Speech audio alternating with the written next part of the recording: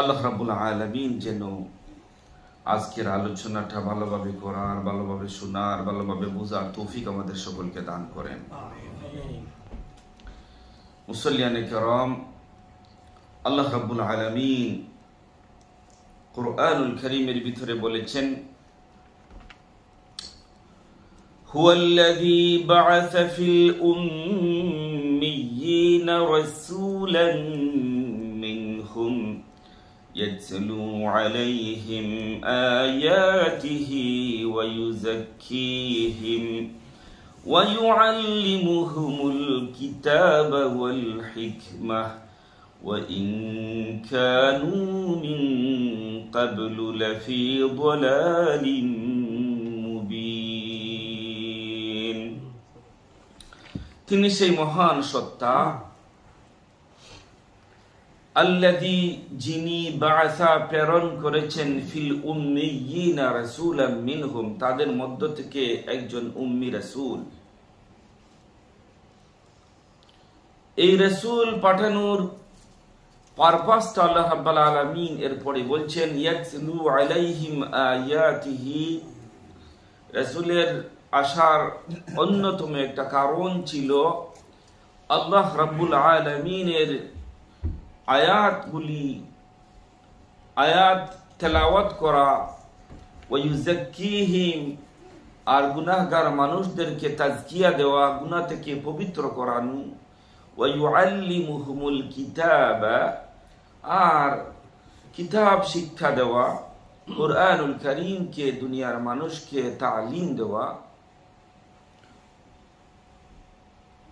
ওয়াল হিকমাহ, আর রাসূলুল্লাহ সাল্লাল্লাহু আলাইহি ওয়াসাল্লামের সুন্নাহটাকে, আল হিকমাতু বিমানা সুন্নাতু রাসূলিল্লাহি সাল্লাল্লাহু আলাইহি ওয়াসাল্লাম, রাসূলের সুন্নাতকে দুনিয়ার মানুষকে শিক্ষা দেওয়া। বিকজ ওয়া ইন কানু মিন ক্বাবলু লাফি যালালিন মুবিন, দুনিয়ার মানুষেরা ইতিপূর্বে ছিল পথ ভ্রষ্ট, পথ হারা, পথ ভুলা, তারা গুমরাহির দিকে ধাবিত হয়েছিল।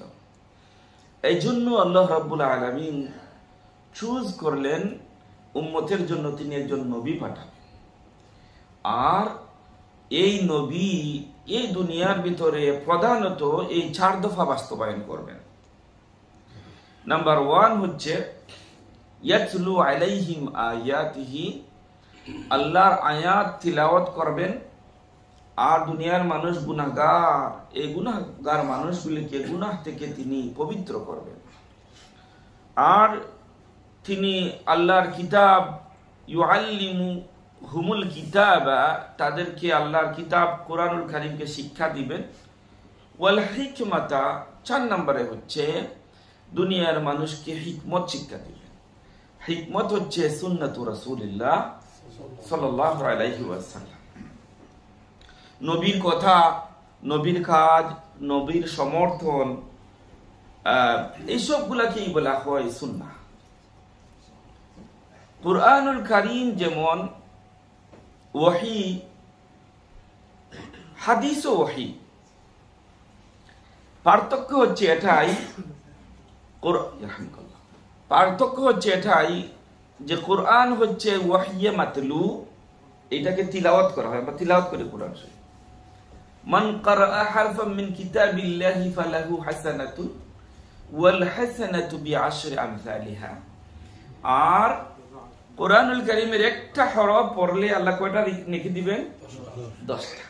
কিন্তু হাদিস শরীফ পড়লে এভাবে এক হরফে 10টা নেকি না। পার্থক্যটা ওয়ামা ইয়ানতিকু আনিল হাওয়া ইন হুয়া ইল্লা ওয়াহয়ুন ইউহা।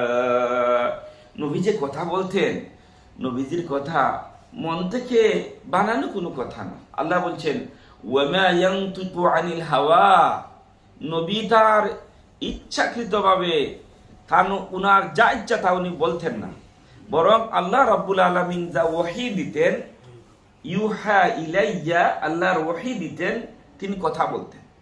কাজেই মুফাসসিরিনে কেরাম বলেন হাদিসটা হচ্ছে একটা ওহী। এখন কথা হলো ইলমটা কি? ইলমটা কি? আল ইলমু বিকিতাবিল্লাহি, নাম্বার 1 ইলম হচ্ছে আল্লাহর কিতাব। আল ইলমু বিকিতাবিল্লাহ, এইটা হচ্ছে সবচেয়ে বড় ইলম।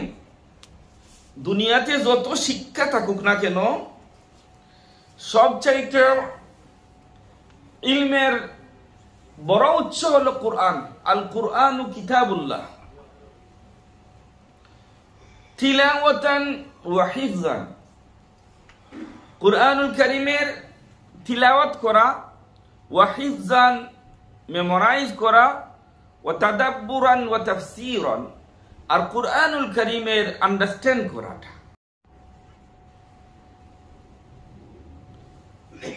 অনেক মানুষ আছেন কুরআনুল কারীম পড়তেই পারেন না, আবার কেউ আছেন কোরআন পড়তে পারেন কিন্তু বুঝতে পারেন না। আবার অনেকে আছেন কোরআন পড়তে পারেন না, নিজে বুঝতেও পারেন না, বাট বুঝার জন্য যে সমস্ত মাহফিল হয় তারা এই মাহফিলে আইসা বুঝার চেষ্টা করে, আসেন না?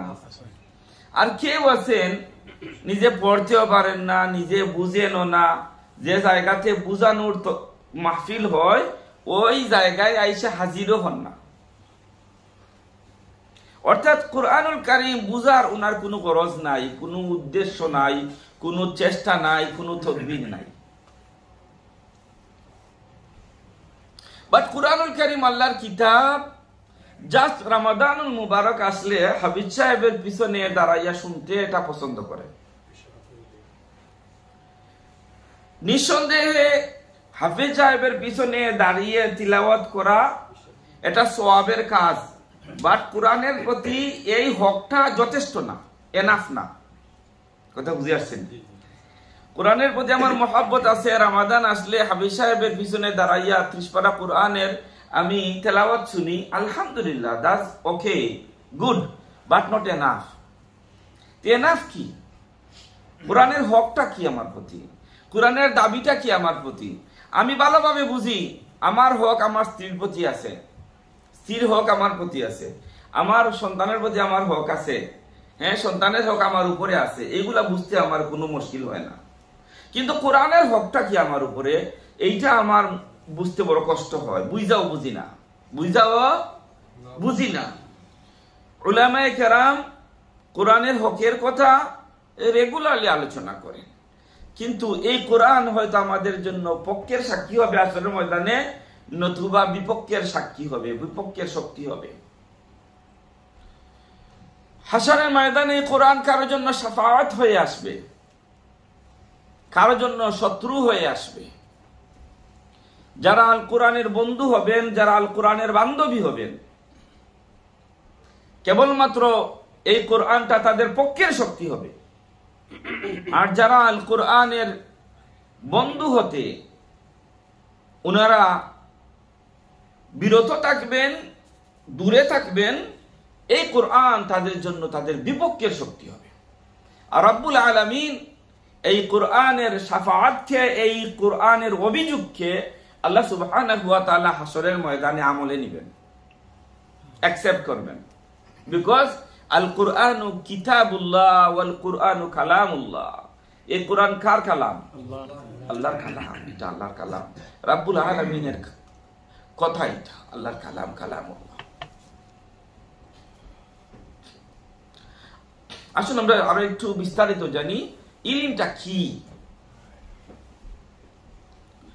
সুম্মাল ইলমু বিসুন্নতি রাসূলিল্লাহি রিওয়ায়াতান ওয়া দিরায়াতান ওয়াল ইনায়াতু বিল ফিকহি ওয়া দীনিল্লাহি ফিল আকিদাতি ওয়াল ইবাদাতি ওয়াল মুআমিলাত। কোরআনের পরে সেকেন্ড সোর্স অফ ইলম হলো সুন্নাতু রাসূলিল্লাহ সাল্লাল্লাহু আলাইহি ওয়াসাল্লাম, নবীর সুন্নাত, হাদিস। হাদিসের জগৎ যে কত বিশাল, কত ব্যাপক। বুখারী, মুসলিম, আবু দাউদ, তিরমিজি, আন-নাসাই, ইবনে মাজাহ, সিয়াসিত্তার কিতাব, কত হাজার, কত লক্ষ হাদিস। দুঃখ হলো সত্য, এই হাদিসের জগতে আমাদের দখল নেই। এই হাদিসের জগতে আমাদের কোনো ইলম নেই, ভেরি কালিল, ভেরি লিটল, সামান্য। ইলম হচ্ছে ফিকহের ইলম, আকীদার ইলম, ইবাদতের ইলম, ওয়াল মুআমালাতের ইলম। ইবাদতের ইলম হলো আমরা নামাজ পড়ি, নামাজের বাহিরের কিছু ফরজ আছে, নামাজের ভিতরে কিছু ফরজ আছে, কিছু ওয়াজিবাত আছে, ফরাইদ আছে। এই ফরাইদ গুলি, এই ওয়াজিবাত গুলি আমার জানা আছে কিনা। রমাদানুল মুবারকে রোজা ভঙ্গের কারণ আছে, রোজা মাকরুহের কারণ আছে। রোজা কার উপরে ফরজ, কার উপরে ফরজ না, কখন ফরজ, এই ব্যাপারে ইলম আছে। হজের ফরজ কি, হজের ওয়াজিবাত কি, এই ফরাইদের ব্যাপারে, ওয়াজিবাতের ব্যাপারে আমার ভালো দখল নেই, ভালো ইলম নেই। এগুলো হচ্ছে ইবাদাতের ক্ষেত্রে ইলম, মুআমিলাতের ক্ষেত্রে ইলম, ব্যবসা বাণিজ্য, মানুষের সাথে লেনদেন, মানুষের সাথে উঠা বসা। ইসলাম এসবগুলি বিষয়ে আমাদেরকে আইডিয়া দিয়েছে, ধারণা দিয়েছে। এসবগুলার সমন্বয় হচ্ছে ইলম। এজন্য আল্লাহ রাব্বুল আলামিন যখন তিনি কুরআনুল কারীমের ওহীর সূচনা করেন, 30 পারা কুরআন যখন আল্লাহ তাআলা নাজিল করতে যান, এই কুরআনুল কারীম একসাথে 30 পারা নাজিল করেন নাই আল্লাহ।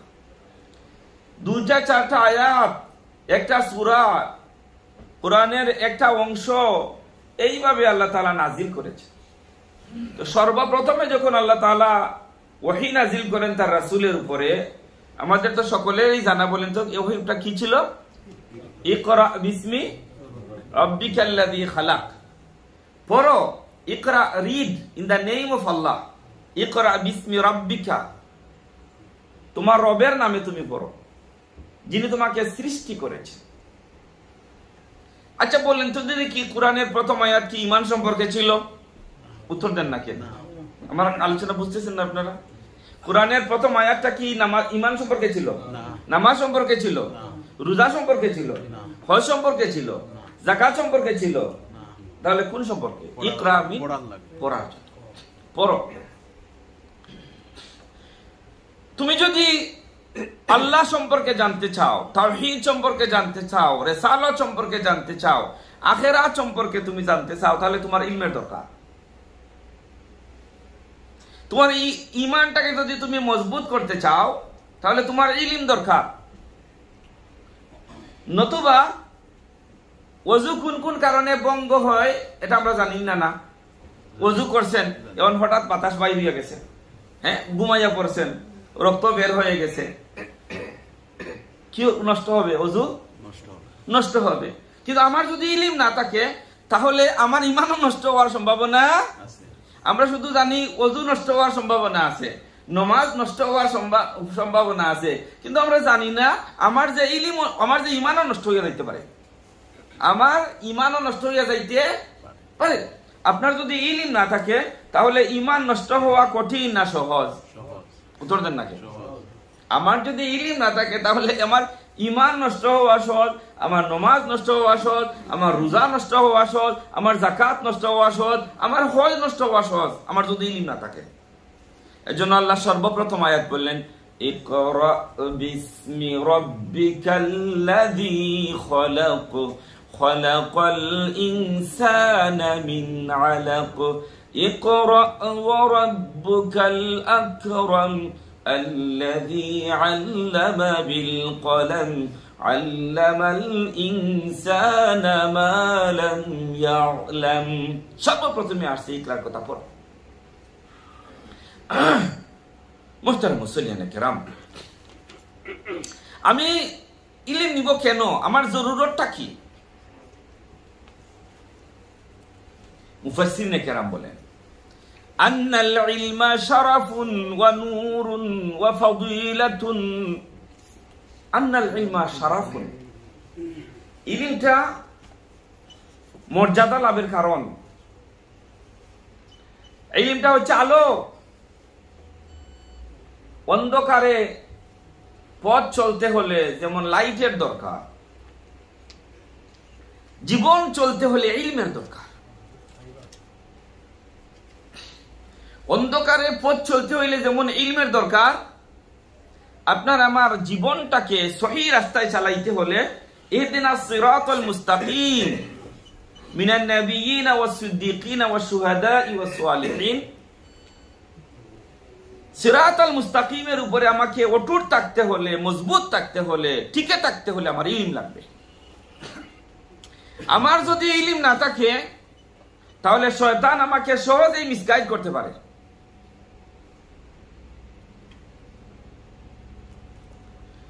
গাড়ি চালাইতে হইলে ব্রেকের দরকার। এখন যদি ব্রেক ঠিক না থাকে, যারা ড্রাইভার আছেন, গাড়ি চালানো আপনার জন্য খুব সহজ না বড় মুসিবত? উত্তর দেন না। কেন ড্রাইভিং করবেন, গাড়ি চালাইবেন, গাড়ির ব্রেক নাই, গাড়ির যদি ব্রেক না থাকে এইটা আপনার জন্য হ্যাজার্ড, এটা আপনার জন্য বিপদ, এটাকে ড্রাইভ করা। মুসলমানিত্ব ইসলামের উপরে জীবনটাকে পরিচালিত করা, ইলম ছাড়া এইটা একটা বড় মুসিবত। এজন্য উলামায়ে কেরাম বলেন ওয়া আন্নাল জাহলা শাররুন ওয়া বালাউন ওয়া রাযিলাতুন, মূর্খতা হচ্ছে শার, বড় ক্ষতির কারণ, ওয়া বালাউন ওয়া মাসিবাতুন, এটা একটা বলা, এটা একটা মুসিবত, এটা একটা প্রবলেম। ইলমের বিপরীত হচ্ছে জাহল। ইলম হচ্ছে আর নূর, আর জাহল হচ্ছে আর জুলুমাত, অন্ধকার। ইলমের বিপরীত জেহেল, জাহিলি, ওটা একটা বড় জাহিল। বা জাহিল মানে হচ্ছে এ বড় মূর্খ, এর ইলম নাই, জ্ঞান নাই। মুহতারাম মুসল্লিয়ানে কেরাম, ইলম না থাকলে যে কোনো সময় আপনি মিসগাইড হয়ে যেতে পারেন। এই যে জুম্মার নামাজে আসছেন, ইলম না থাকার কারণে এই জুম্মাতে আইসাও জুম্মার পুরো বারাকা, পুরো ফাদিলা অনেকে নিতে পারতেছেন না। ইলম না থাকার কারণে এই যে জুম্মাতে আপনি আসছেন, এই জুম্মাতে আইসাও ইলমের বারাকা, ইলমের ফাদিলা না থাকার কারণে জুম্মাত আইসাও পুরা সোয়াবের অধিকারী আপনি হতে পারতেছেন না। এখন যদি আপনাকে বলি যে জুম্মাতে আসলাম, পুরো সোয়াব আমি পাইলাম না, ইমাম সাহেব এটা কি বলেন, বড় কষ্ট করে আসলাম, সকলের আগে আসলাম, আর পুরো সোয়াব আমি পাইব না? এর উত্তর হলো একটা এক্সাম্পল। ফেরেশতারা মুসল্লিদের নাম লিখতে থাকেন। প্রথম দিকে কারা আসছেন, দ্বিতীয় দিকে কারা আসছেন, তৃতীয় ধাপে কারা আসছেন, তাদের নাম লেখেন। যারা প্রথম দিকে আসতেন উটের সমান সোয়াব, এরপরে গরু, ছাগল, ডিম পর্যন্ত আছে, হাদিস জানেন আপনার, লিখতে থাকেন, সোয়াব দিতে থাকেন। আগে আসছে একটু বেশি সোয়াব দেই, পরে আসছে আরো তুরা কম, পরে আসছে আরো তুরা কম, নাম লেখেন। বাট যখন খুতবা শুরু হয়ে যায়, তা উনাদের রাইটিংটা স্টপ হয়ে যায়, উনারাও খুতবা শোনা শুরু করে দেন। সুবহানাল্লাহ বলেন, আরো আসতে বলেন সুবহানাল্লাহ। খুতবা যখন শুরু হয়ে যায়, ইমাম সাহেব দাঁড়াইয়া বলেন নাহমাদুহু ওয়া নাস্তাঈনুহু, stop to writing the names and the reward. ফেরেশতারা সাথে সাথে স্টপ করে দেন, উনাদের কাজ স্টপ করে দেন। কিন্তু আমরা আসি, আমাদের মুখের কথা চলতে থাকে, আমাদের কাজকর্ম চলতে থাকে, পয়সা দেওয়া শুরু হতে থাকে, পয়সা তোলাও শুরু হতে থাকে, হই না? না। তাহলে জুমার ব্যাপারে যে আমার পরিপূর্ণ ইলম না থাকার কারণে আমাদের এটা হচ্ছে। তাহলে জুম্মাতে আপনি আসলেন পুরো মর্যাদা নেওয়ার জন্য, কিন্তু কি এই কাজটা করিয়ে আপনি পুরো মর্যাদার সওয়াব নিতেছেন? উত্তর দেন না কেন? আপনি যদি জুম্মাতে আইসা পুরো মর্যাদা, পুরো সওয়াবটা নিয়ে নেন, এবং কি আপনার জুমার খুতবার লিসেন না করার কারণে, গুরুত্ব না দেওয়ার কারণে খুতবা জুমার পুরোপুরি সওয়াব থেকে যদি আপনি মাহরুম হইয়া যান, তাহলে এটা আমাদের লাভ হইল না আমাদের নিজেদের লস হইল? আমরা কি লস করতে রাজি? হ্যাঁ, রাজি না। আল্লাহ জানি কথাগুলো আমাদেরকে বুঝার তৌফিক দান। জুমার খুতবা শুরু হয়ে যায়, everything has to be stopped, সাথে সাথে স্টপ, নতুবা আমার জুম্মাই ভঙ্গ হইয়া যাইবে। এই বিষয়ে আমাদেরকে খেয়াল রাখতে হবে। এজন্যই বলি ইলিমের কত দরকার। আসুন এবারে ইলিমের বেনিফিটটা কি, ইলিম যে হাসিল করব বেনিফিটটা কি।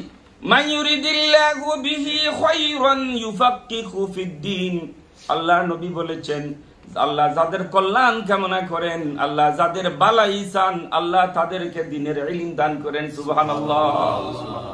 যাদের বালাই চান, আল্লাহ কল্যাণ চান, যে আমার বান্দাটা একটু লাভ করুক, উপকার করুক, জান্নাতের দিকে একটু আসুক, জান্নাতে যাওয়াটা আমি তার জন্য একটু ইজি কইরা দেই, আল্লাহ যদি মনে করেন তাহলে তাদেরকে ইলম দেন। عن أبي الدرداء رضي الله عنه قال سمعت رسول الله يقول من سلك طريقا يبتغي فيه علما سهل الله له طريقا إلى الجنة। আল্লাহ নবী বলেছেন যারা ইলম হাসিলের জন্য পথ চলতে থাকে, জান্নাতে যাওয়ার জন্য একটা পথ আছে, এই পথটাকে আল্লাহ রাব্বুল আলামিন তাদের জন্য সহজ কইরা দেন। ইলম হাসিলের জন্য পথ চলতে থাকেন, আপনি কোরআন পড়েন, হাদিস পড়েন, তরজমা বুঝেন, যেই জায়গাতে ইলম বিতরণ করা হয়, ইলমের মাহফিল হয়, হাদিসের দর্স হয়, কোরআনের দর্স হয়, 1 ঘন্টা, আধা ঘন্টা, 24 ঘন্টার মধ্যে থেকে একটু খরচ করেন, খরচ করে এখানে বসেন, একটু স্টাডি করেন। আল্লাহ রাসূল বলছেন আপনি জান্নাতে যাওয়ার জন্য যে রাস্তাটা আছে, এই আঁকাবাঁকা রাস্তাকে আপনার জন্য একেবারে সরল সঠিক কইরা দিবেন। কঠিন রাস্তাকে সহজ কইরা দিবেন। সাহাল আল্লাহ, আল্লাহ সহজ কইরা দিবেন। ওয়া ইন্নাল মালাইকাতা লাতাদউ আজনিহাতাহা লিতালিবিল ইলমি রিদাম বিমা ইয়াসনা। যে সমস্ত মানুষ ইলম চলার জন্য পথ চলতে থাকেন, আল্লাহর রহমতের ফেরেশতা তাদের সম্মানার্থে তাদের জন্য রহমতের ডানা বিছাইয়া দেন। সুবহানাল্লাহ। ওয়েলকাম, তাফাদ্দুল, আহলান ওয়া সাহলান। আল্লাহর বান্দা তোমাকে স্বাগতম, তোমাকে শুভেচ্ছা, তোমাকে মুবারকবাদ, তোমাকে খায়ের বারাকা। তুমি ইলম হাসিলের জন্য, তুরা ইলম জানার জন্য তুমি পথ চলতেছো, যাইতেছো মসজিদে, মাদ্রাসায়, অমুক জায়গাতে, ওয়াজ মাহফিলে, তোমাকে আহলান ওয়া সাহলান খুশামদেদ। আমরা দেখি না কত মারহাবা দেন তারা, মারহাবা। ওয়া ইন্নাল আলিমা লা ইস্তাগফিরু লাহু মান ফিস সামাওয়াতি ওয়া মান ফিল আরদি হাত্তাল হিতানু ফিল মাই ওয়া ফাদলুল আলিমি আলাল আবিদি কাফাদলিল কামারি আলা সাইরিল কাওয়াকিব। আল্লাহর নবী বলেছেন ফেরেশতারা তো ডানা বিছিয়ে দেন, আর আসমান আর জমিনে আল্লাহর যত মাখলুকাত আছে, সমস্ত মাখলুকাত একজন আলেমের জন্য আল্লাহর কাছে মাগফিরাতের ভিক্ষা চায়। সুবহানাল্লাহ। বলে আল্লাহ তোমার ওই বান্দা বড় আলেম, জাননেওয়ালা আল্লাহ, তার ইলম আছে আল্লাহ, আমি দোয়া করি আল্লাহ তাকে মাফ করে দাও। ফিল্মা, এবং পানিতে যে সমস্ত প্রাণী আছে তারাও। আর একজন সাধারণ মানুষের তুলনায় আকাশের চাঁদের যেমন অন্যান্য তারকার তুলনায় চাঁদের মর্যাদা বেশি, দুনিয়ার সাধারণ মানুষের চাইতে একজন আলেমের মর্যাদা আল্লাহর কাছে আরো বেশি। ওয়া ইন্নাল উলামা ওয়ারাসাতুল আম্বিয়া। আর উলামায়ে কেরাম হচ্ছেন আম্বিয়াদের ওয়ারিস। নবী আইবেন না ভাই, রাসূল আসবেন না। নবী রাসূলরা কোনো ধন সম্পদ রাখা যায় না, তারা ইলম রাখা গেছেন। আর নবী রাসূলেরা যে কাজ করেছেন, কাজ করেন, আল্লাহর দ্বীনের হক্কানি আলেম যারা, তাদের মিশন, তাদের ভিশন, তাদের চেষ্টা, তাদের তদবির কেমন করে নবীদের কাজে এই জমিনের ভিতরে তারা জারি রাখেন, তাদের একটা পেরেশানি আছে ভাই। এই জন্য অনেক সময় মতের পার্থক্য থাকে কোনো আলেমদের প্রতি, অমুক দলের তমুক দলের, যাই না রাখেন আপনার দল যে আল্লাহর কাছে গ্যারান্টি, এটা আপনি দাবি করতে পারবেন না, দলিল দিতে পারবেন। আপনার দল একমাত্র হক্কানি, একমাত্র খাস, একেবারে সত্য পথে আছে, হক পথে আছে, আপনি খাঁটি সুন্নি। এজন্য আরেকজন দলের একজন আলেমকে আপনি অহেতুক আরেকটা দলের আলেমকে আপনি তুচ্ছ তাচ্ছিল্য করা, তাকে অপমান করা, তার বিরুদ্ধে কথা বলা, এটা আপনার আমার জন্য এটা সাজে না। হয়তো উনার মত একটু ভিন্ন হতে পারে। ইমাম শাফিঈ অনেক মাসআলাতে ইমাম আবু হানিফার একেবারে বিপরীত মতামত দিয়েছেন। আহমদ ইবনে হাম্বল অনেক সময় ইমাম আবু হানিফার মতামতের একেবারে মুখালিফ, দুইজন দুই দিকে, সব আল্লাহর কাছে গ্রহণযোগ্য। মাসলাগত দিক দিয়া হয়তো একজন আলেমের মতামতের পার্থক্য থাকতে পারে, আমার মতের সাথে ওই আলেমের মিলছে না বলে আমি ওই আলেমকে তুচ্ছ তাচ্ছিল্য করব, যাই না রাইছেন ওই আলেম আপনার চাইতে 1000 গুণ বেশি আবিদ হইতে পারেন, পরহেজগার হইতে পারেন, মুত্তাকি হইতে পারেন, বাট আপনি তাকে তুচ্ছ তাচ্ছিল্য করা, আপনার মতের সাথে আপনার মাসালার সাথে মিলছে না বলে তাকে তুচ্ছ তাচ্ছিল্য করা, এটা কোনো বুদ্ধিমান লোকের পরিচয় হইতে পারে। 1 মিনিটে যে জিনিসটা আমি আপনাদেরকে বলে দিব, যে ইলমের যে মূল্য সম্পদের চাইতে হযরত আলীকে জিজ্ঞাসা করা হলো, ইলম উত্তম না সম্পদ উত্তম? আলী রাদিয়াল্লাহু তাআলা আনহু উত্তর দিলেন, আল্লাহ রাসূলের নীতি হলো জ্ঞান, আর ফেরাউনের উত্তরাধিকার হলো সম্পদ। আলী বললেন, সম্পদশালী শত্রুর সংখ্যা বেশি, জ্ঞানীর বন্ধুর সংখ্যা বেশি। আলী বললেন, তুমি স্বয়ং সম্পদের পাহারাদার, আর জ্ঞান তোমার পাহারাদার। আলী বললেন, জ্ঞান বিতরণে বৃদ্ধি পায়, আর সম্পদ হ্রাস পায়। সম্পদশালী হয় কৃপণ, আর জ্ঞানী হয় দানশীল। আলী রাদিয়াল্লাহু তাআলা আনহু বলেন, জ্ঞান চুরি করা যায় কিন্তু সম্পদ চুরি করা যায় না। জ্ঞান চুরি করা যায় না কিন্তু সম্পদ চুরি করা যায়। সময়ের ব্যবধানে সম্পদ ক্ষতিগ্রস্ত হয় কিন্তু জ্ঞান ক্ষতিগ্রস্ত হয় না। সম্পদ সীমাবদ্ধ গণনা করা যায় কিন্তু জ্ঞান গণনা করা যায় না। কাজেই সম্পদের চাইতে ইলম উত্তম। আল্লাহ যেন নিজেদের সন্তানদেরকে সকলকে ইলমের দ্বীন হাসিল করার তৌফিক দান করেন।